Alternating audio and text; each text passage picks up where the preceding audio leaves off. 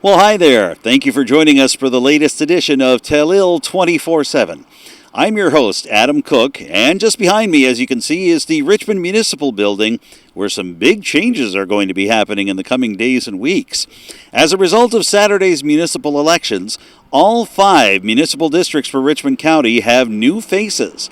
And there are some new faces that have been elected to the councils in Port Hawkesbury and Mulgrave. We're going to introduce you to a few of them in the next hour, but first of all, here's a complete rundown of how things shook out on election night. The search for a fresh start for Richmond County began right here in District 1, which takes in Petit de Gras and the surrounding communities, as well as the eastern half of Ayrshire. It was here that strong performances from 2 first-time candidates did in the comeback bids for an incumbent and a former councillor trying to return to municipal politics. Shawn Samson emerged the victor with 438 votes. However, Brandon Boudreau wasn't far behind with 352.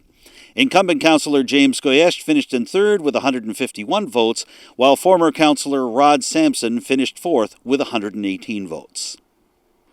In District 2, taking in western Ayrshire as well as the western and northern portions of Isle Madame, it was a runaway victory for first-time candidate Michael Diggdon. He chalked up 523 votes for the night. Diggdon led early and never looked back. In second place was a former councillor trying to return to the municipal table for the first time in 16 years.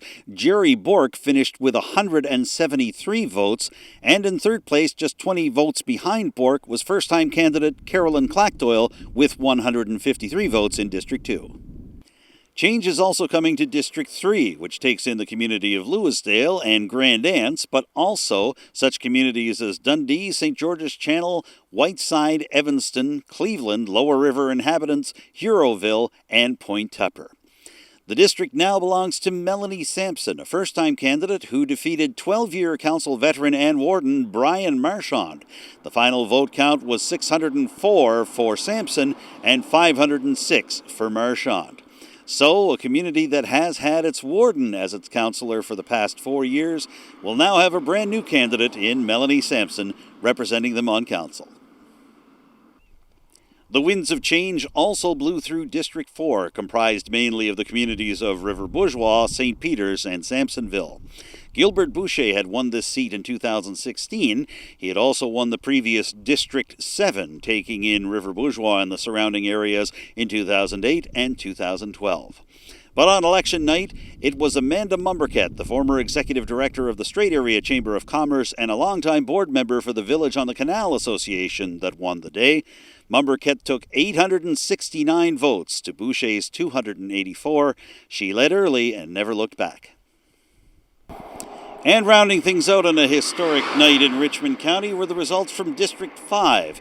Unlike some of the other incumbent and former councillors that were trying to get re-elected or return to the council table, Jason McLean had only been elected for 1 term in 2016. But on election night, a new face, also from the Lordways area, took the seat from McLean. His name is Brent Sampson. He came away with a clear victory of 597 votes as compared to McLean's 223. So that rounds out a clean sweep in Richmond County, with 5 new faces getting ready to take their council seats with the swearing in this coming Monday evening, which will be broadcast live on Telile Community Television. Meanwhile, over in Port Hawkesbury, there wasn't as dramatic a change as there was in Richmond County, but there will be 1 new face at the council table this time around.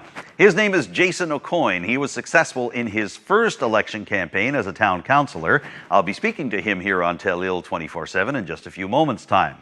Also returning to Port Hawkesbury Council, incumbents Blaine McQuarrie, Hughie McDougall, and Mark McIver, as well as Mayor Brenda Chisholm-Beaton. She was re-elected with 1,127 votes, defeating her challenger Archie McLaughlin, the Unifor Local 972 president.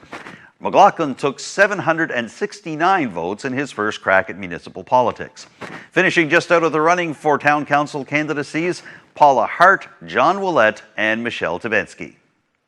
And over in Mulgrave, there's a new mayor in town, specifically Ron Chisholm. He served on Mulgrave Town Council for the past 8 years, and on election night he chalked up 232 votes as compared to the 111 received by former Mulgrave Mayor Lorne MacDonald. MacDonald had served one term as mayor from 2012 to 2016 after being a longtime Mulgrave Town Councillor. He was defeated in that election by Ralph Hadley, who decided not to reoffer this time around. When Ron Chisholm is sworn in as mayor, he'll be joined by 4 council candidates who have had plenty of time to get used to working on council together because they were all acclaimed on nomination day in September. Those new Mulgrave councillors working with Mayor Chisholm are Krista Luddington, Crystal Durling, Tanya Snow, and Bob Russell. So now that you know the numbers, we'd like to introduce you to some of the fresh faces that you'll be seeing around the council table over the next 4 years. Let's begin here in Richmond County's District 1 with Shawn Samson, who won a 4-person race to become the new councillor for Petty de Gras and the surrounding communities, as well as Eastern Arishat. Here's our interview with Shawn, taken just a few days after he won District 1. And as part of a clean slate for Richmond Municipal Council, Shawn Samson is the new face representing District 1 for the next 4 years. We are very happy to have him join us once again in our Telile studio. Shawn Samson, first of all, thank you for coming and congratulations on your win on Saturday. Yeah, thanks very much, Adam. Again, I appreciated the support from Telile and all the hard work you guys have done during the campaign for all of us as candidates, and I appreciate the well wishes from everyone. Thank you. It's no trouble at all. What was it like watching the results roll in, especially when it became clear that you were going to be the winner? Yeah, I had some agents in every poll, so they were keeping me updated and watching it live with some family and friends and watching the numbers go by. So when it came to the poll 4, the Arishat poll, I was only down by 17, 127 to 110.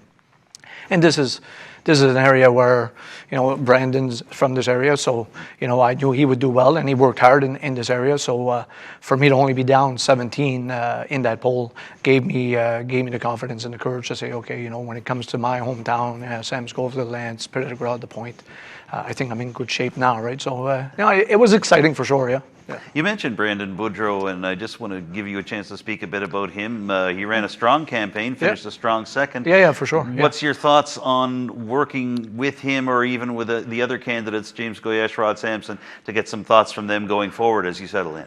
Oh, yeah, for sure, Adam. I mean, I've had numerous conversations with some of my candidates, other candidates, and also residents of my district, and I've said that some of these residents have experience in politics, in municipal politics, and they're passionate about that, just like I am about my community. They're passionate as well, if not more passionate.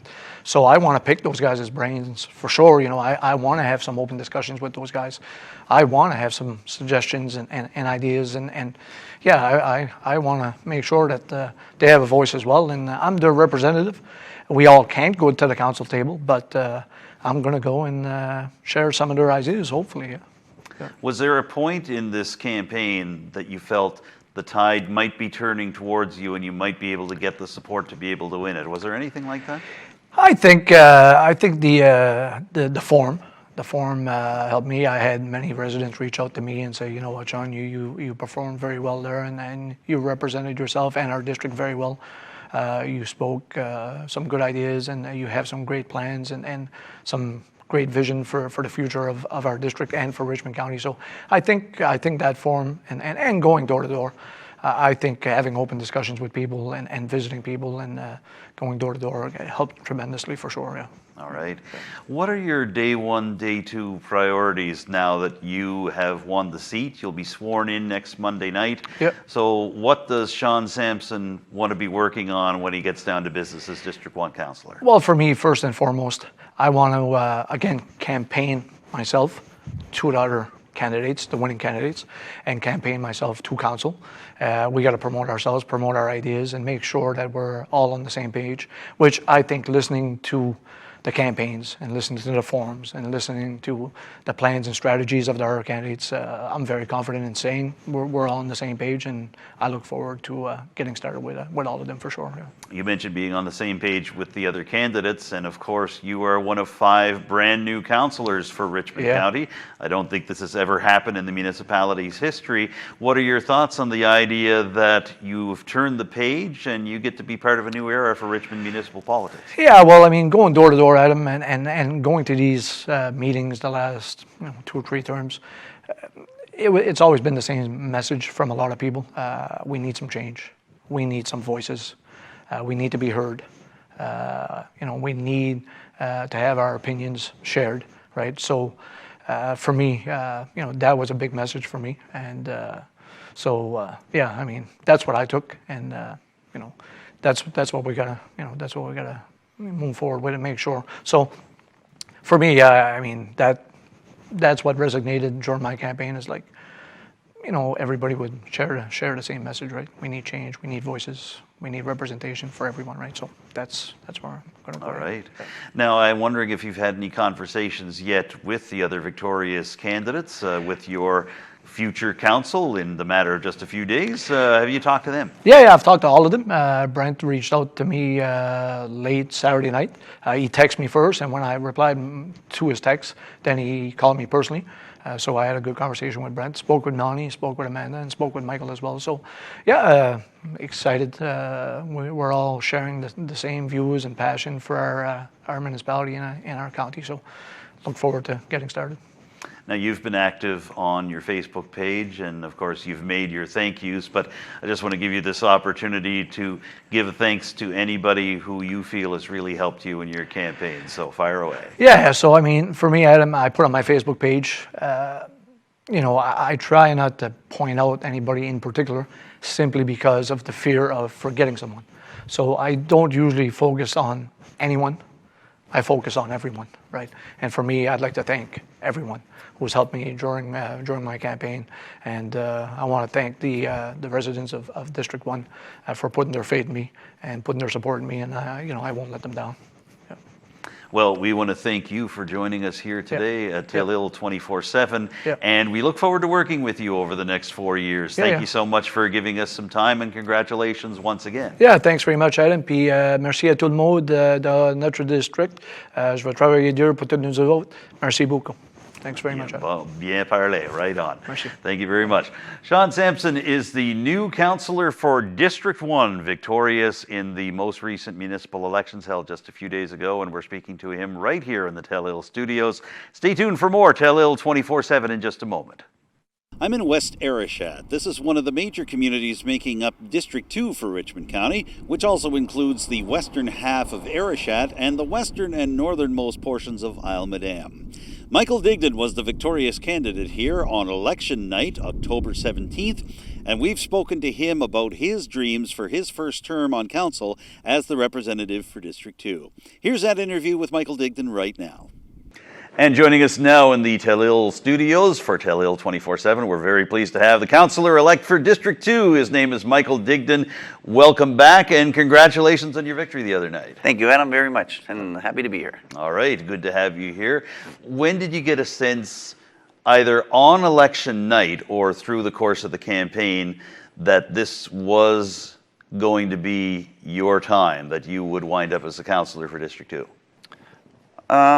On election night, I would say it took a while for the District 2 poll numbers to come up. And the first one that came up actually had Jerry Bork in the lead. So I was like, uh-oh, I could be in trouble. But, throughout my whole campaign, I felt very positive. And, I guess probably the last 2 weeks going door to door, I felt that the word around the street was that I was in for I was a shoo-in, I guess, for the position. So I was pretty confident that I was going to win the. You mentioned Jerry Bork a moment ago, and I do want to ask a little bit about the idea that you've defeated someone who has served on council, and I just wonder what you feel about that so many voters in District 2 were willing to put their confidence with you. Well, I think, I guess the answer to that in an honest manner would be, I have the utmost respect for Jerry. I think door to door made a huge difference in my campaign, and that's something that Jerry couldn't do. I'm not saying that I would have, the margins may have been different if he could have. So, I'm very impressed that I managed to, defeat a councillor that was there in the past. And, again, he reached out to me and offered his support and anything he could help once I was elected. So, very impressed that he's looking out for the best interest of the county as well. So, it was nice. It was a great feeling, and yeah. All right, good to see you. And speaking of reaching out, you are one of 5 new councillors for Richmond County. I believe that's the first time that's ever happened in the history of the municipality, that you have a clean sweep. What was your reaction when you realized that you folks were going to be going in completely new, completely fresh, and that you have a chance to take the county in a new direction together? Well, I think, honestly, it's mixed feelings. It would have been nice maybe to have somebody with knowledge or some background, for a little bit of guidance. But then again, we kind of want to make our own path and our own. We want to go down our own path, I guess. And it was time to make change, and it was time to make change right across. And all the residents of the county of Richmond felt that it was evident that they wanted a clear path and a new path. So I'm happy to be part of that group, and that's all we can do is move forward one day at a time and one step at a time. The swearing-in ceremony comes this Monday night at the council chambers. Have you had any communication with your fellow new councillors before then? Have you been able to talk over the last couple of days? Oh, definitely. I mean, we reached out to, every one of us reached out to everybody and all of us at the same time, I guess. So, congratulations were spreading around very quickly. I'm very impressed with the other 4 candidates, or the other 4 councillors, I guess, now that I have to work with. We have a lot of knowledge and to bring to the table. But in saying that, we also have a lot of work ahead of us. So it's going to be a long 4 years, but it's going to be a great 4 years.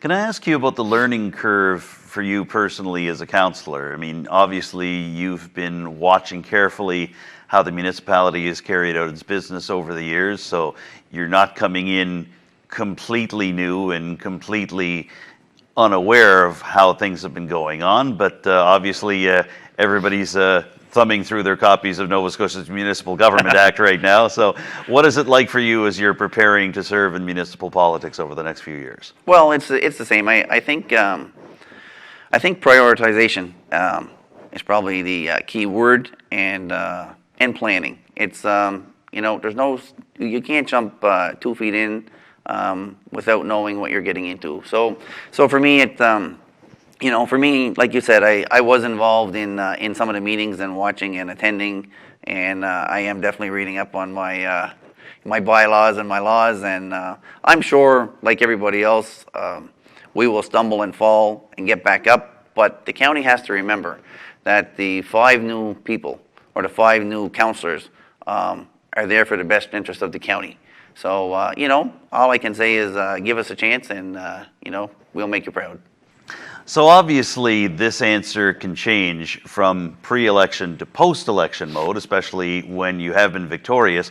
But I am curious, so I'll ask it again, about the day 1, day 2 priorities for District 2 Councillor Michael Diggdon. What are some of the things you're really going to be focusing on for your district and for the county after you're sworn in? I don't think mine have changed. There's lots of items I guess we have to bring to the table. Again, my platform has been straight across the board from the seniors, the elderly, the kids, the tourism, economic development. So that's all stuff we have to bring to the table. I think the only change in plan now is I have to sit with the other 4 councillors. So we're a group, and in order for that group to function properly, effectively, and efficiently, we all have to be on the same page. So I guess we'll put all our minds together and our ideas together, and we'll prioritize them. Whichever we feel is number 1 priority for Richmond County, that's what we'll start with. All right, well, we'll hope for the best there. Just as we're wrapping up here, Michael, I wanted to ask you about who you thank at a time like this. I mean, obviously, you've already brought out your thanks to various people, but I'll want to give you the opportunity to do that here and now. Again, who do you thank for your election victory? Well, I guess front and foremost, my family, my friends, everybody who's been helping me with, my speeches, my campaign.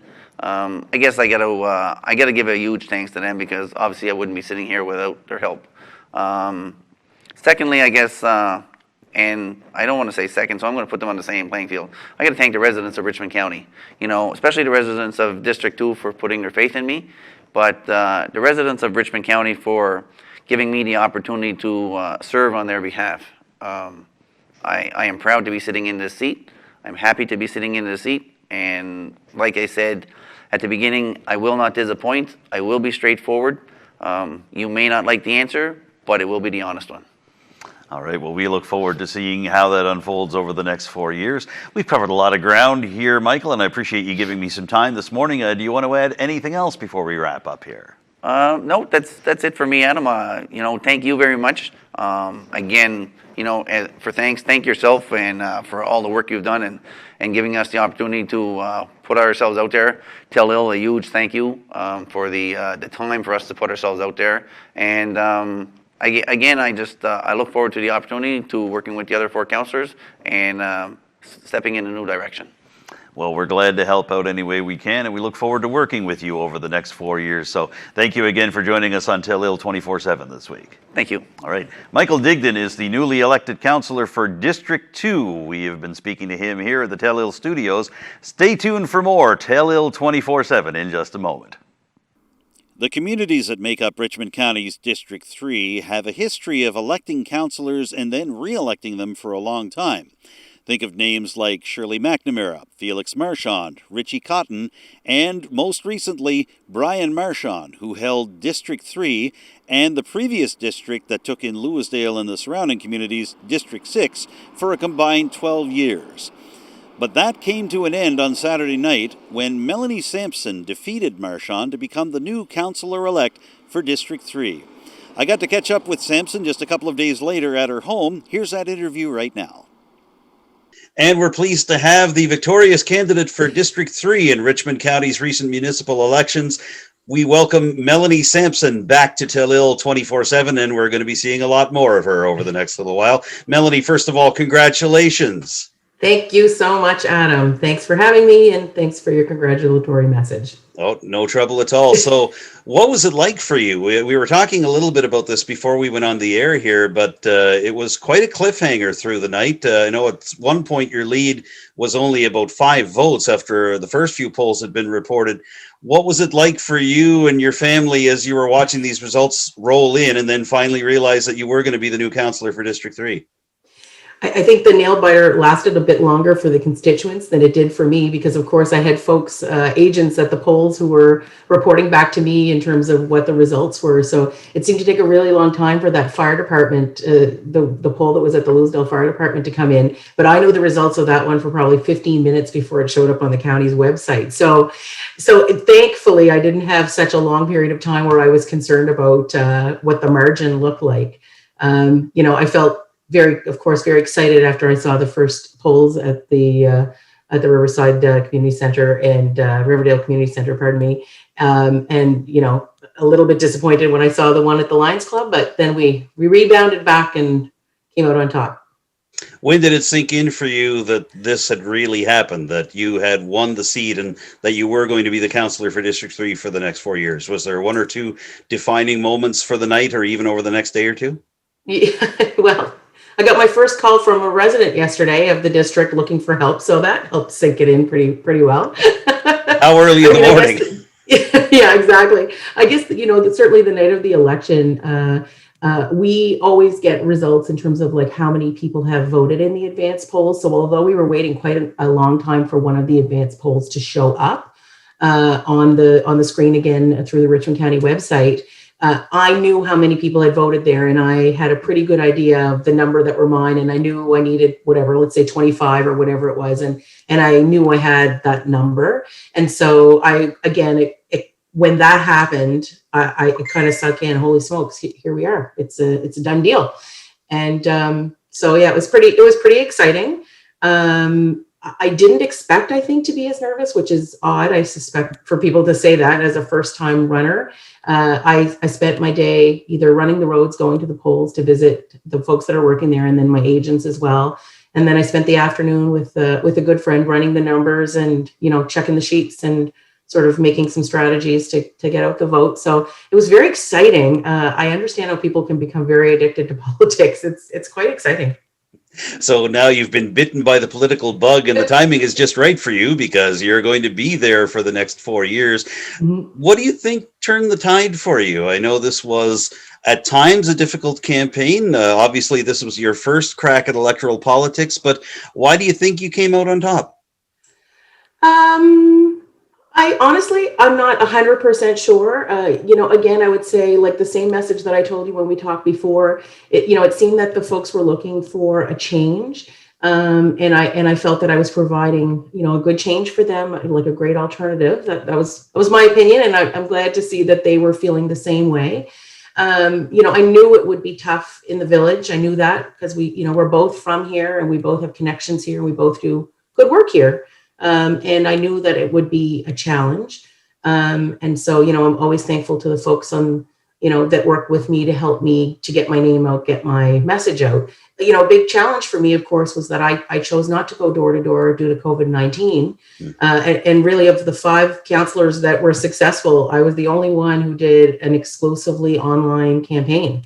And so I do feel I'm very fortunate because I know that the door to door is very, very important. And so, my goal here over the next 4 years is, maybe not necessarily to go to every single door, but to make it a point to be in every village, in every part of the district at some point so that I can meet people. Because there's still, unfortunately, a ton of residents in my district that I have not met. I met one Sunday morning at breakfast. I met a couple Sunday morning. I was out for a celebratory brunch. And sitting next to me were a couple of folks, and they said, "Hey, I think you're my counselor." And I said, "Oh yeah, I am." And we had chatted online, but we hadn't seen each other in person. And there's lots of value to having those in-person conversations. So I look forward to doing those for sure. You talked about the different communities in the district that you hope to be getting to on a regular basis. And I noted with some interest that as the results were coming in, you were getting significant support all the way around, everywhere from Whiteside, Evanston, Cleveland, out into Point Tupper as well, too, in addition to the strong numbers you were pulling in the Lewisdale and Grand Anse polls. Yeah. Knowing that, first of all, can you tell me, how does it feel to get that widespread mandate from all the way across the district, not just right in your own backyard? And how do you hope to be able to reach out to those folks over the next few years, even with the pandemic still going on? Mm-hmm. I feel excellent about it. I feel really wonderful about it. It was, I said early on in the campaign, I was concerned that residents would feel it was just 2 people from Lewisdale running for Lewisdale, because both of us were from the village of Lewisdale. And I really did make as much of a point as I could to reach out to the people, certainly in the village. Of course, you don't want to take them for granted, but the folks in those outlying areas, as you said, to make the right connections. Shirley McNamara, longstanding councillor in Richmond County, was working with me to help introduce me to a lot of people in her former district. And I mean, that certainly I would say was a big help to me for sure, because she knows a lot of people and she's respected by a lot of people, including me. So I was very thankful for her help because she knew that I'd need the help in order to get the support. And if you look at the numbers in the polls, particularly in that area, they're very strong. St. George's Channel, Dundee area, same thing. I reached out to as many of the key people as I could and asked them to help me spread my message and encourage people to reach back to me, because it's physically impossible, even as you're reaching out electronically or by phone, to reach everybody, the same way it is door to door. And very thankful for having, good people who believed in me. And I want to make, I guess, as to your second question, how am I going to reach out to them? Well, with the pandemic still on the go, I think it's going to be still a bit of a challenge for a little bit. I'm just looking at some of the, the rules around gatherings. But I certainly would like to do something in each of the areas, if you will, to say thank you and to introduce myself a bit better to the folks, so at least they can put a a real face to a name. Lots of them have seen my face, here or online or whatever, but it's nothing like meeting in person. And so I'm just working through some of those details. I certainly am going to continue with my Facebook presence in terms of the campaign page. I already put in the request to have the name of it changed. So it would reflect that I'm councillor-elect as opposed to running for council. And so I plan to continue to do that as well. And I still have some people that, that I talked to throughout the campaign about some projects that might be, of interest to us. And so, of course, I'll circle back to those people as the council gets ready to make some plans in terms of where we go from here. Well, we look forward to seeing how that comes together. I want to ask you, just going back to the election night, it was a history-making night, not only in District 3, but across Richmond County. All 5 districts have new councillors. Has that sunk in for you yet? And how do you feel you go forward from that, knowing that we've got 5 new people at the council table? I'll tell you, Adam, I didn't feel apprehensive or nervous through the whole process. I have to be honest with you. I set my mind on a task. That's the way I am. I set my mind on the goal, and I work towards that. And once everything sort of sunk in and I realized, holy smokes, we're going to be 5 brand new councillors. I mean, we would be remiss if we thought that we don't have a steep hill to climb. We have a lot of information that we need to learn about. We have a lot of process we need to learn about. Something as simple as, the swearing in. When does that happen? How do we pick our leaders? How do we do those pieces? These are all things that for all of us, we're hearing about it from people who've perhaps been in those situations, but we've never experienced them firsthand. So I have, of course, a little bit of anxiety, not anxiety, but like a little, just it sits in the back of my mind to say, wow, we have a lot to cover. It also really excites me because I feel like we're really starting with a fresh slate, and like a new image for our council, and it will be whatever we want it to be.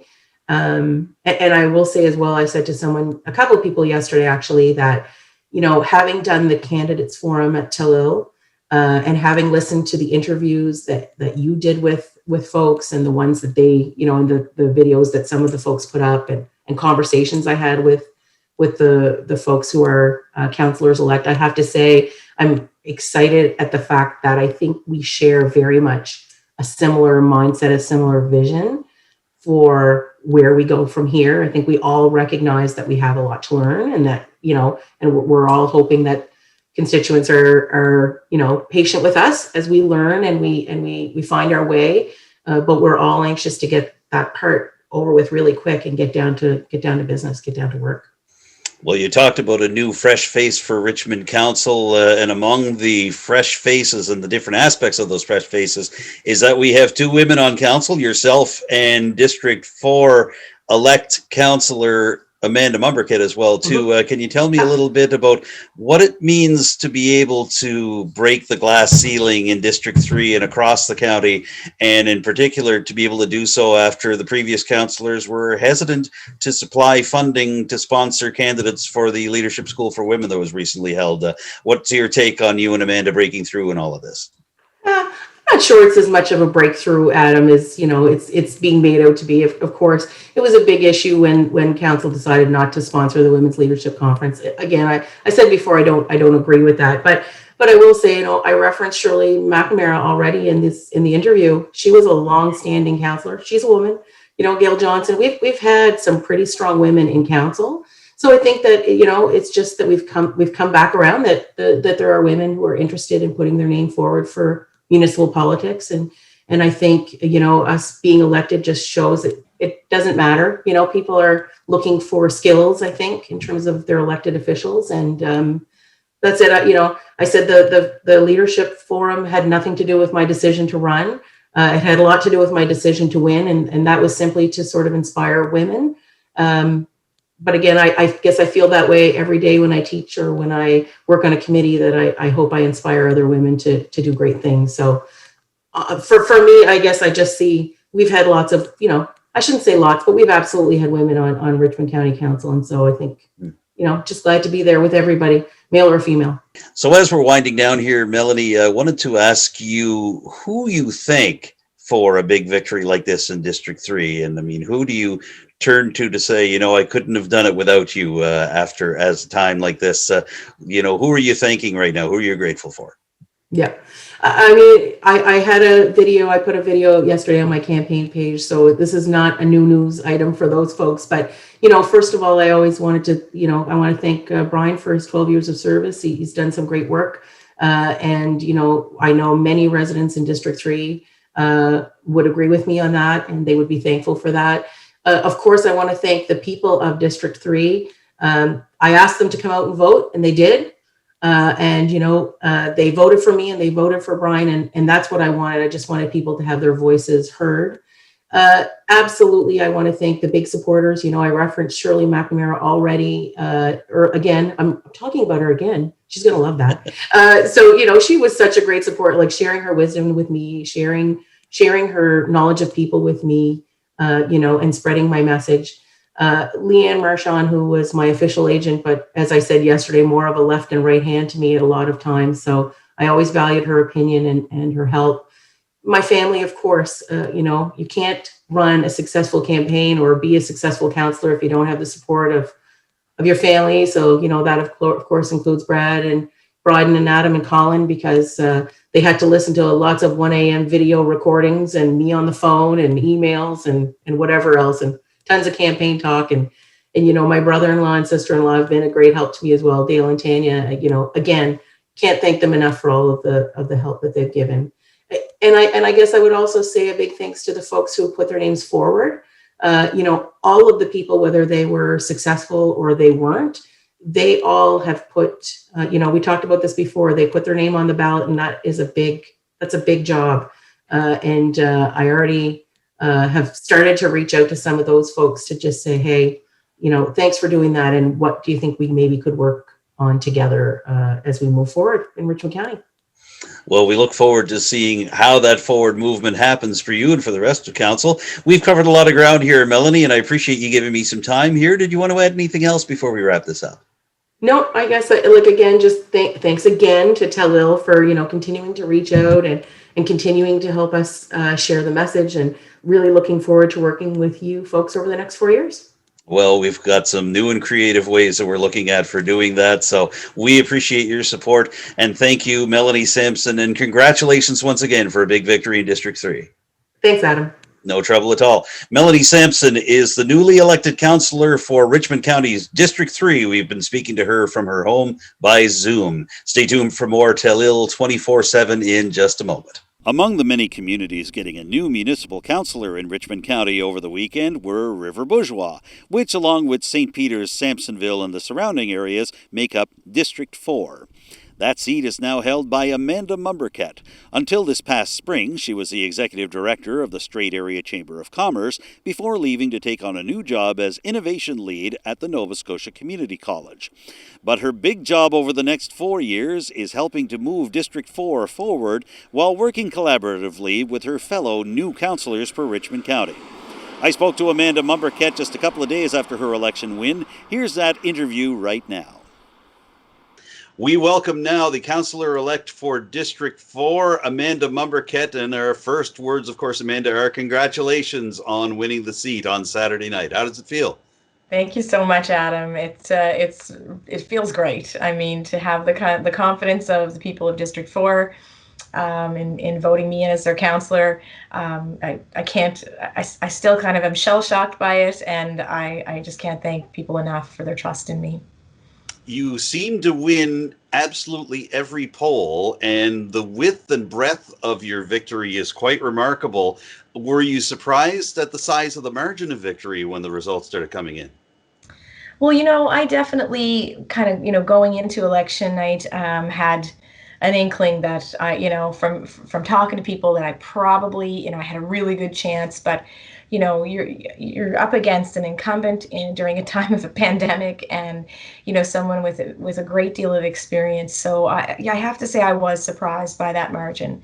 You know, and but again, I can't say enough how grateful I am for people having put their trust in me. I didn't expect to necessarily win, but I certainly didn't expect to win by that kind of a margin. And I think I think it means good things for our future engagement of citizens going forward in the future.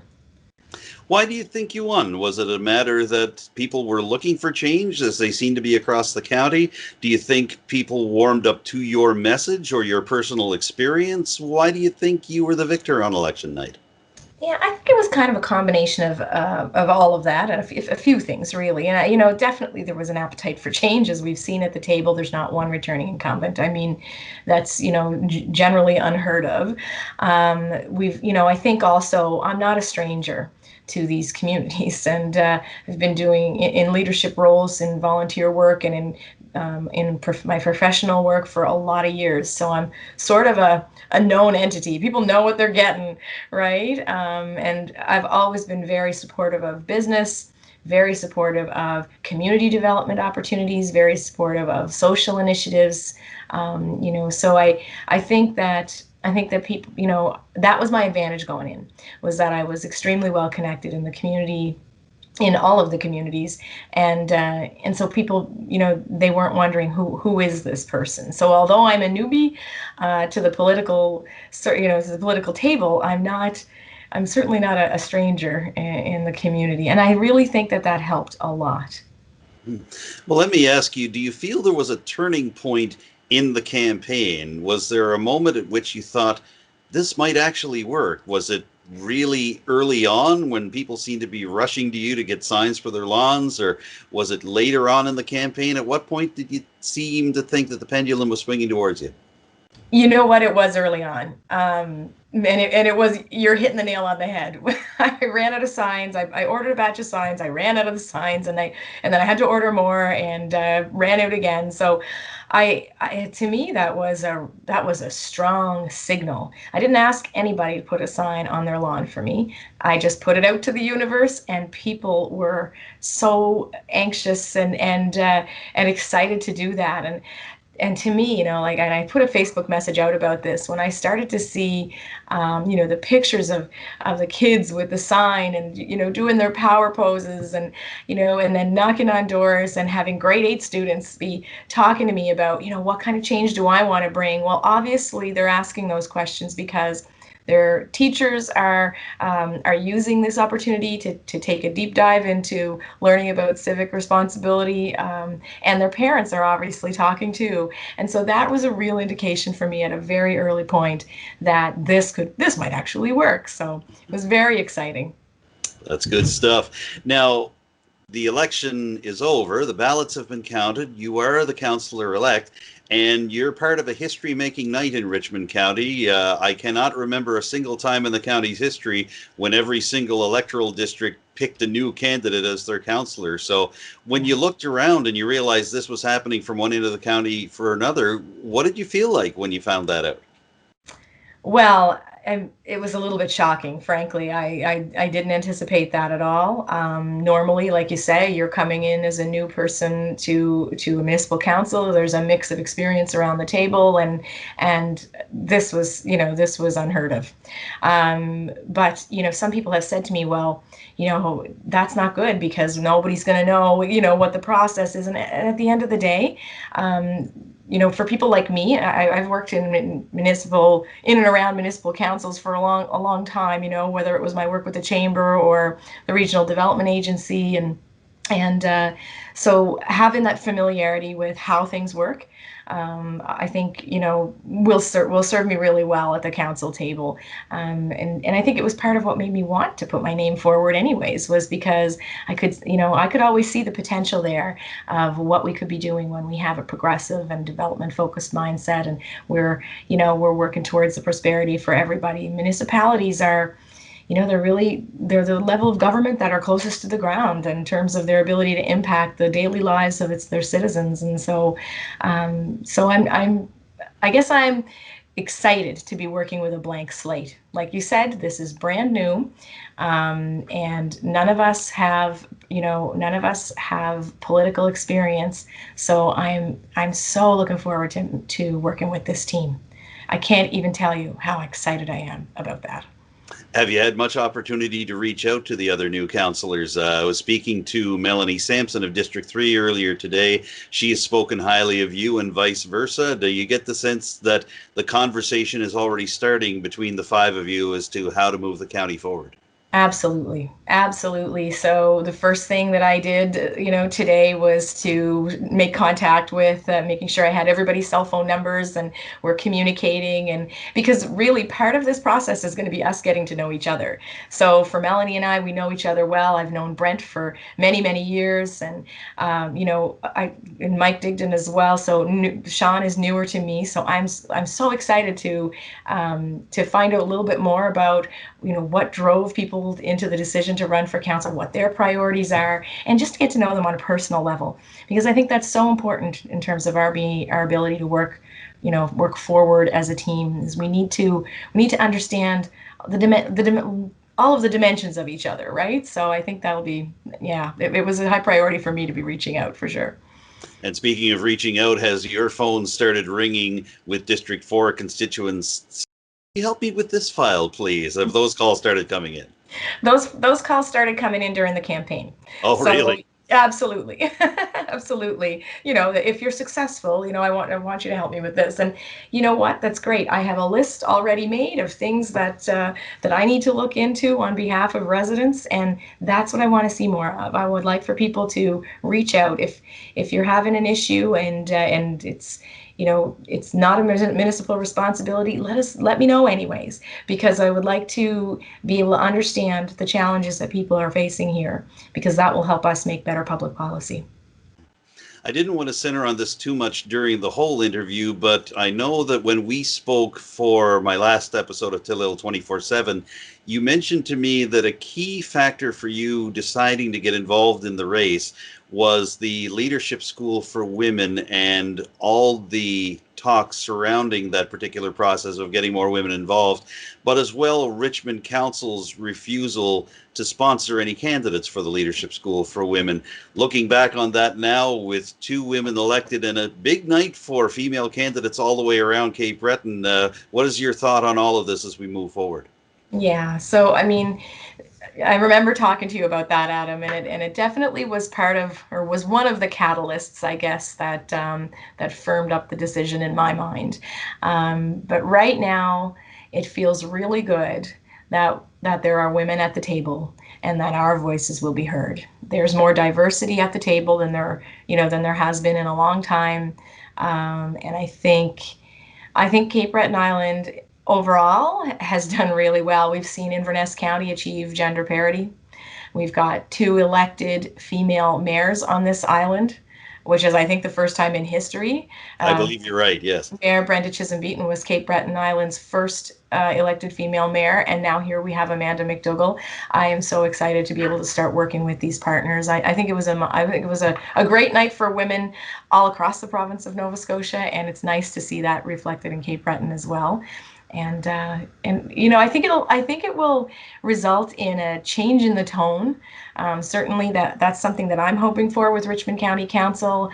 I'd like to see a bit of a change in the tone of how we conduct ourselves at the council meetings and how we conduct ourselves when we're interacting with residents, for sure.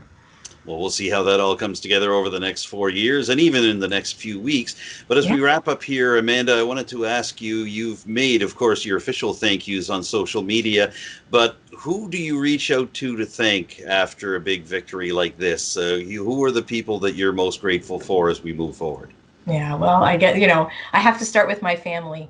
My husband Floyd was campaign manager extraordinaire. He's been putting up signs and taking down signs and putting up signs in front of hurricanes and all of that good stuff. And I can't thank him enough for his support. I definitely would not have been able to do this without him. And my daughter Julie and my son Ryan, everybody has pitched in. My mom and aunts, it's been a real family affair, this thing, right? And that's exciting, But I also had a ton of volunteers that helped out throughout my campaign. I did a quick count on Sunday, and I think it was almost 30 people who have helped. Polling agents. I had assembled a couple of like a team of advisors to help me kind of make some early decisions and ongoing decisions, that type of thing. Plus, there's a whole online cohort of women leading change that I've been connected into through Facebook Messenger, and I could not have done this without their support, and certainly the support of our financial contributors. So it's an exciting process when you see all of those efforts come together in order to achieve this goal. And it was a little bit, I guess I would say a little bit humbling, because I felt like I'm surrounded myself with all these people who are way smarter than me, and they have complete faith in me. And I just, it was kind of a special thing for me to be realizing. Well, we want to congratulate you once again, and we want to thank you for giving us some time here tonight. We've covered a lot of ground in a short time. Did you want to add anything else about all of this before we wrap up? No, I think, I guess the only thing I would add is I would encourage people to get in touch with your newly elected councillor, even if it's just with a word of encouragement, or, or if you have something on your mind. But also realize it is going to take us some time to get up and running. We're being sworn in on Monday, October 26th. And so I believe Telile will be recording that. It won't be open to the public.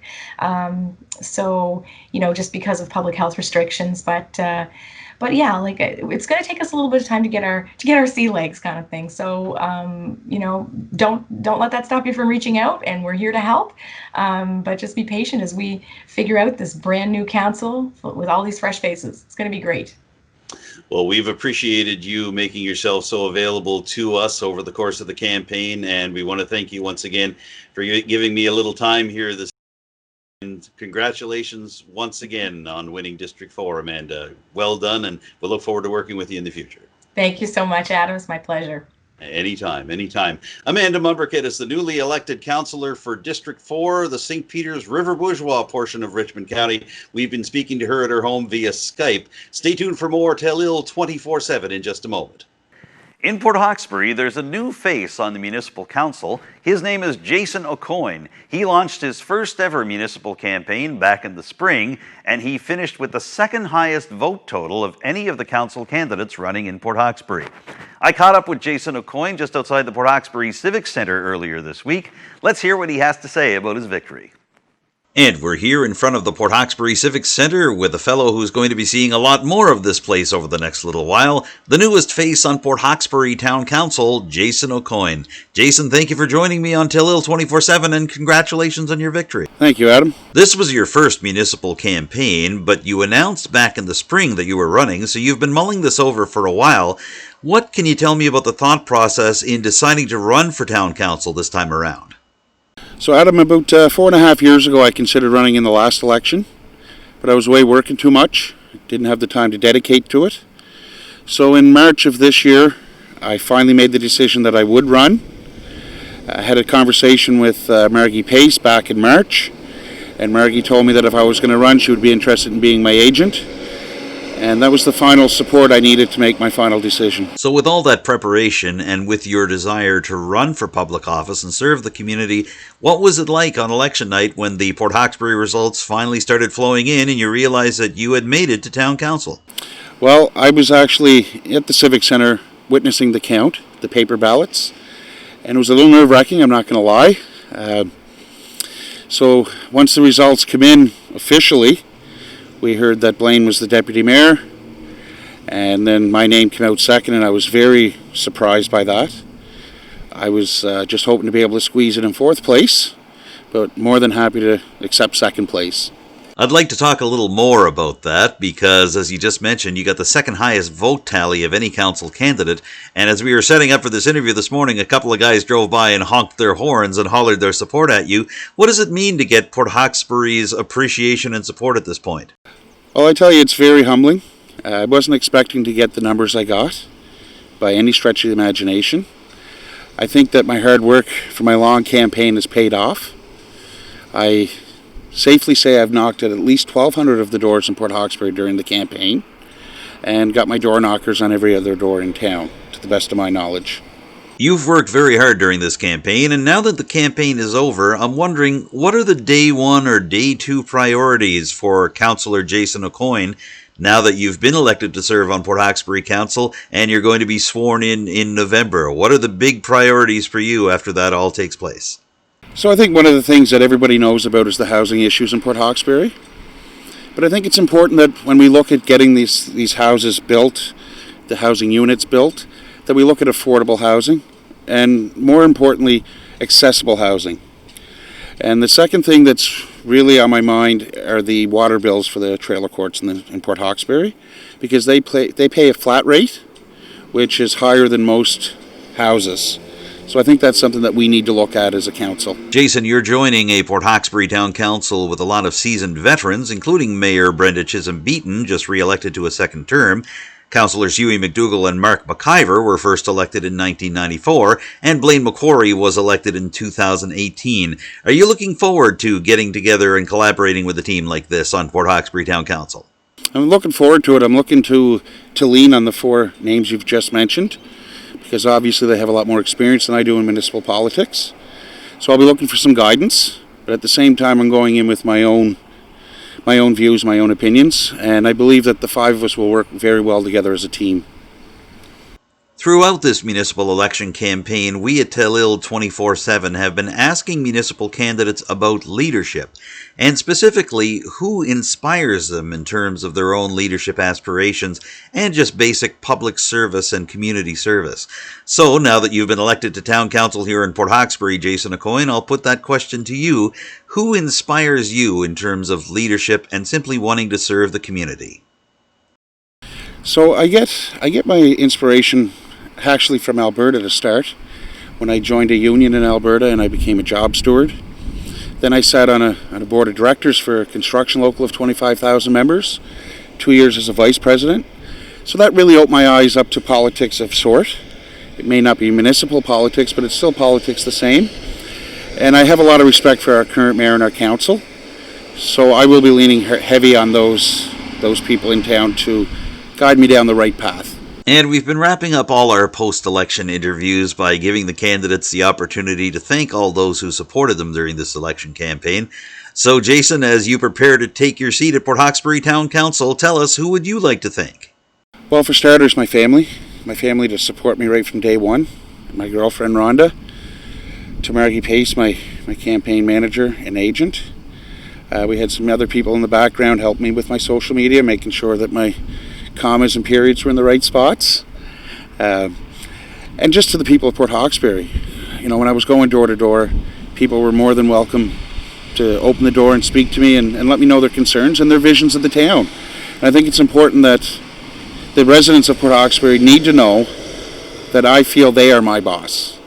That's who I have to answer to, and we have to take their concerns forward. We've covered a lot of ground in a short time, Jason, and I appreciate you taking some time for us. Is there anything else you'd like to add before we wrap up?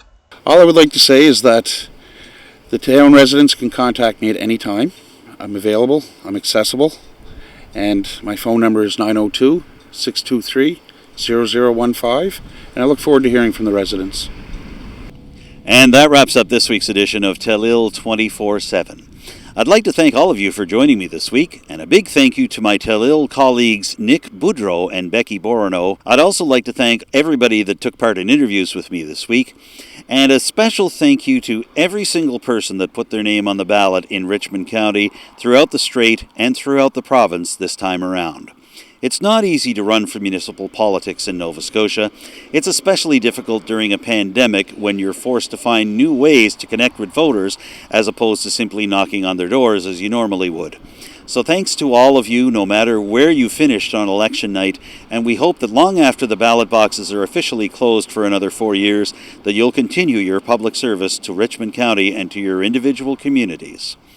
And I'd like to remind people of a couple of programming notes. Next week on Telile 24/7, we'll have more victorious candidates from here in Richmond County and around the Strait region. And you can also check out Telile this coming Monday, October 26th at 7 p.m. for the official swearing-in ceremonies for the 5 new Richmond councilors, as well as the choice of warden and deputy warden for the county. That's all happening here at the Richmond Municipal Building, and Telile is taking part in this broadcast because not a lot of people are going to be welcome to come into the building due to COVID-19 restrictions. So we hope you'll tune that in. You have other ways to be able to see Telile programs and productions. The best way is to check out our YouTube channel. Among the many things you'll find there are every single episode of Telile 24/7, including this one, and the individual stories and interviews from the shows as well. You can also follow Telile on Facebook, Twitter, and Instagram. And if you have any comments or suggestions for future shows, by all means, we'd love to hear them. You can get in touch with me personally. My phone number is 902-625-8863, and you can reach me by email. That address is adamjrcook, Cook with an E, at yahoo.ca. And you can also connect with Telile directly. The station phone number is 902-226-1928. And you can reach them by email. Send an email to telile@telile.tv. For now, I'm Adam Cooke. Thank you so much for joining me for our first post-election edition of Telile 24/7. I look forward to seeing you again next week. Thanks again for watching.